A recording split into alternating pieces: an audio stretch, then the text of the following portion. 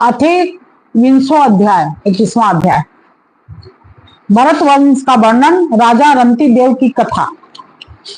श्री सुखदेव जी कहते हैं, परीक्षित, हम फिर से बता रहे हैं कि सुखदेव, ये जो पूरा भागवत महापुराण है, ये सुखदेव जी राजा परीक्षित को कहानी सुना रहे हैं, उसका वर्णन है।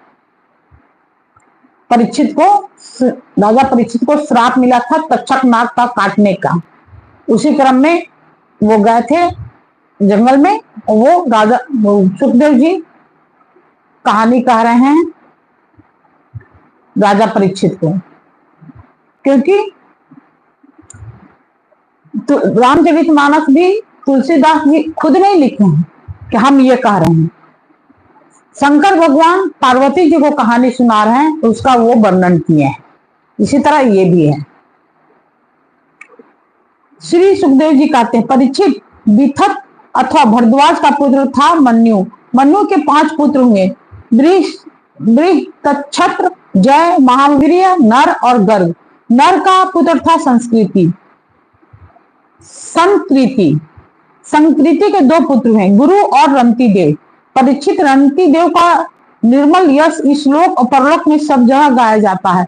रंती देव आकाश के समान बिना उद्योग के ही दैव प्राप्त वस्तु का उपभोग करते और दिनों दिन उनकी पूंजी घटती जाती। जो कुछ मिल जाता उसे भी दे डालते और स्वयं भूखे रहते। वे संग्रह परिग्रह ममता से रहित तथा बड़े धैर्यशाली थे और अपने कुटुंब के साथ दुख भोग रहे थे। एक बार तो लगातार 48 दिन ऐसे बीत गए कि उन्हें पानी तक पीने को न मिला। 49वें दिन प्रातः काल ही उन्हें कुछ घी, खीर, हलवा और जल मिला। उनका परिवार बड़े संकट में था। भूख और प्यास के मारे लोग कांप रहे थे, परंतु जैसे ही उन लोगों ने भोजन करना चाहा, त्यों ही एक ब्राह्मण अतिथि के रूप में आ गया। रंती देव सब में श्री भगवान के ही दर्शन करते थे, अथवा उन्हें बड़ी श्रद्धा से आदर पूर्वक उसी अन्न में से ब्राह्मणों को भोजन कराया।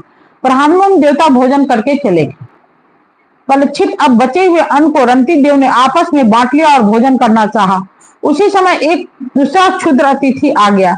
रंती देव ने भगवान का स्मरण करते हुए उस बचे हुए अन्न में से भी कुछ भाग क्षुद्र के रूप में आए अतिथि को खिला दिया। जब क्षुद्र खा पी कर चला गया, तब कुत्तों को लिए हुए एक और अतिथि आया। उसने भी कहा, राजन, मैं और मेरे ये कुत्ते बहुत भूखे हैं, हमें कुछ खाने को दीजिए। रंती देव ने अत्यंत आदर भाव से जो कुछ बच रहा था सब का सब उसे दे दिया और भगवान मैं होकर उन्होंने कुत्ते और कुत्ते के स्वामी के रूप में आए हुए भगवान को नमस्कार किए। इसलिए कुत्ते में भगवान बसते हैं, काल भैरव। इसलिए कुत्ते को पत्थर ना मारा करें, नहीं तो किसी न किसी रूप में आपको आज नहीं तो कल पड़ेगा ही पड़ेगा। लात मारिएगा, उसका कहानी अलग है, हम बताएंगे किसी दिन।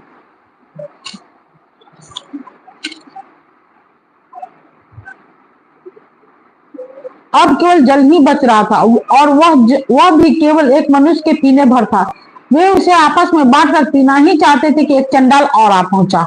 उसने कहा, मैं अत्यंत नीच हूं, मुझे जल पिला दीजिए। चंडाल की वह करुणापूर्ण वाणी, जिसके उच्चारण में भी वह अत्यंत कष्ट पा रहा था, सुनकर रंती देव दया से अत्यंत संतप्त हो उठे और वे अमृतमय वचन कहने लगे। मैं भगवान से 8 सिद्धियों से युक्त परम गति नहीं चाहता, और तो क्या, मैं मोक्ष की भी कामना नहीं करता। मैं चाहता हूँ तो केवल यही कि मैं संपूर्ण प्राणियों के हृदय में स्थित हो जाऊं और उनका सारा दुख मैं ही सहन करूं, जिससे और किसी की भी प्राणी को दुख ना हो। यह दिन प्राणी जल पी करके जीना चाहता था। जल दे देने से इसकी जीवन की रक्षा हो गई। अब मेरी भूख, प्यास की पीड़ा, शरीर की स्थिरता, दीनता, गलानी, शोक, विषाद और मोह, ये सब के सब जाते रहे हैं। मैं सुखी हो गया। इस प्रकार कहकर रंती देव ने बचा हुआ जल भी उस चंडाल को दे दिया। यद्यपि जल के बिना वे स्वयं मर रहे थे, फिर भी स्वभाव से ही उनका हृदय इतना करुणापूर्ण था कि वे अपने को रोक न सके। उनके धैर्य की भी कोई सीमा है, उनके धैर्य की भी कोई सीमा है। परीक्षित, ये अतिथि वास्तव में भगवान की रची हुई माया के विभिन्न रूप थे। परीक्षा पूरी हो जाने पर अपने भक्तों के विलासा पूर्ण करने वाले त्रिभुवन स्वामी ब्रह्मा, विष्णु और महेश तीनों उनके सामने प्रकट हो गए।